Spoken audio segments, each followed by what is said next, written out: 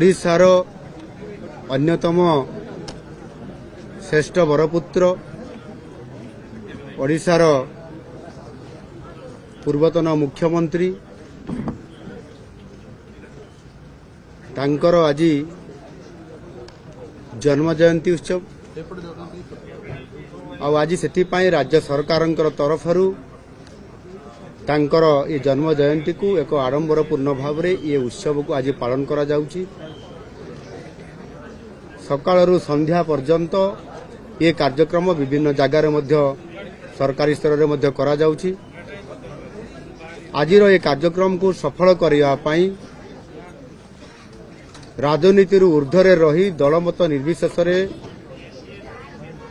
समस्त संपृक्त जनप्रतिनिधि मानक नेतृत्व को आज एठी निमंत्रित करा जाइथिला एवं ये कार्यक्रम आज निश्चित भाव में आज सफल होईछि।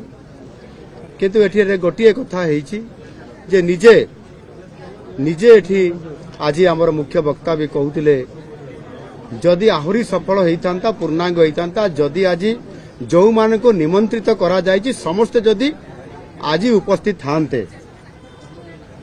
आज विरोधी नेता नवीन बाबू आज आसी पारिले नाही संध्या बळे कार्यक्रम रे जोग देई नाहंती आ ताहा उपरे आपण माने प्रश्न भी पचारुछंती।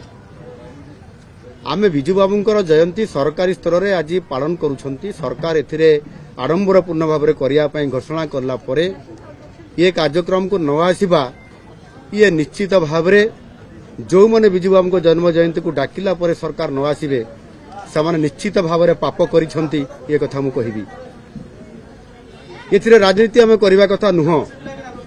बिजू बाबूंकर बहुत बड़ हृदय थिला, बहुत बड़ साहस थिला, बहुत बड़ दुसाहसिक काम से करिछंती।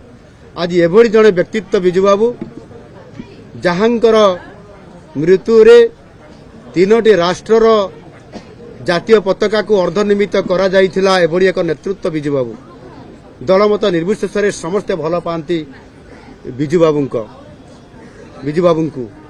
एणु एभरी समय एभरी कथा कहवा एवं कई जने जदि दुर्बृत्त कौन से कारण जदि प्रतिमूर्ति को जदि बिजू बाबूंकर भांगी देवे ता कथा को लेकर आज दिन में राजनीति करिवार आवश्यकता नथिला। आ गोटे दलीय कार्य राजनीति करवा ये ठीक है नहीं एवं जी ये मूर्ति को भांगिले तांको अरेस्ट करा गला नहीं बोलिकरी कहवा। जो माने ये मूर्ति भांगी चंती से माने आज जेल भितर अछंती। ये कथा को आमे आज दिन रे कहबार एते आवश्यकता थिला जे अरेस्ट करा गला नहीं से माने आज जेल भितर अछंती तीन जण। मु निर्देश देइथिली जे जे भी बिजू बाबूंकर प्रतिमूर्ति भांगी चंती से पाताल रे थिले मते खुजिकरी आज ही ताकू जेल भितर भर्ती करा जिवो। आ आम पुलिस आज तांको अरेस्ट करिक जेल भितर रखी सारी छंती। यार राजनीति करिवार एथिरे आवश्यकता नथिला। जहाँ भी हो आज बिजू बाबूंकर से जो अधूरा स्वप्न आज अधूरा स्वप्न को गत सरकार पूरण करिवे बोली ओडिशा सरकार रे दायित्व नेइकरी 24 वर्ष समय नैथिले।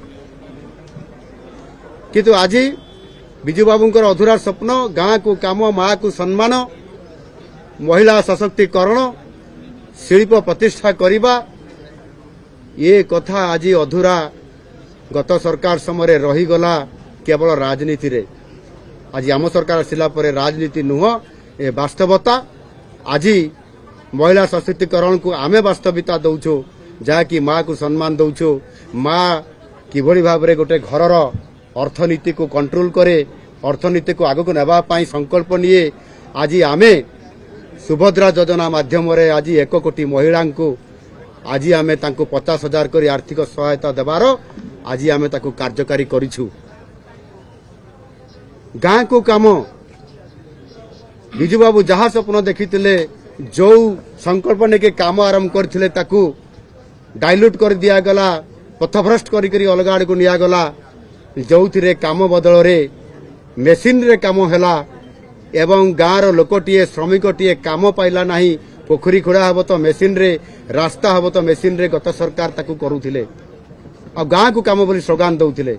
आज आम सरकार आसिला परे आज विकसित गाँ विकसित ओडिशा ये योजना आज कार्यक्रम आम सरकार आसिला परे आरंभ होती प्रकृत में विजुबाबूंकर जो स्वप्न थिला गाँ को काम आज आम काम जोगाऊचु से गाँव रे जो काम हम तार निष्पत्ति ग्राम सभा हम गाँव लोक मैंने नेबे 5 वर्ष रे 10,000 कोटी टंका गाँव विकास गाँव रे काम खर्च हम ये कथा विजुबाबू अधूरा स्वप्न को आज आम सरकार अर्थात मोहन माझी सरकार आज करने जो पण कर आज कार्यक्रम कर पूरा करने संकल्प नहीं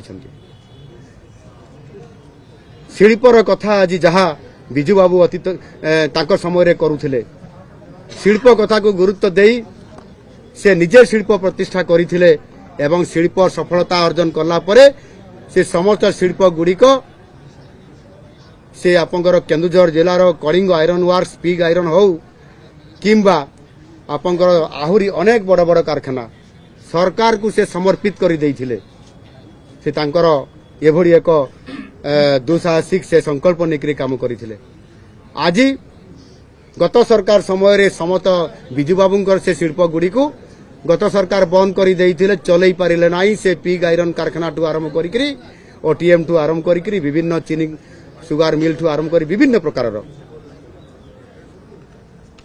आज आम सरकार आसला पर आम संकल्प नहीं से विजुबाबूंकर अधूरा स्वप्न को पूरण करूँ शिल्प को आग को नेबू आउ उत्कर्ष ओडिशा ना रे आज आम जिते बड़े आम इन्वेस्टर्स मीट करलु